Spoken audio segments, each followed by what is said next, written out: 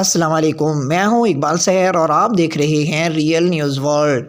ناظرین، سابق وزیر اعظم عمران خان کا کہنا ہے کہ حکومت نے ناک کے نیچے دہشت گردی پھیلنے کی اجازت دی۔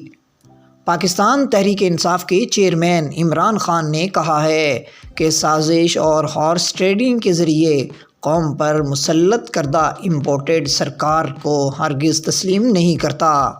سماجی رابطے کی سائٹ ٹویٹر پر عمران خان نے حکومت کی 10 ماہ کی کارکردگی کے حوالے سے ایک تصویر شائع کی اور لکھا کہ 10 ماہ میں حکومت نے معیشت تباہ کر دی جبکہ قانون کی حکمرانی اور بنیادی حقوق ختم کر دیے۔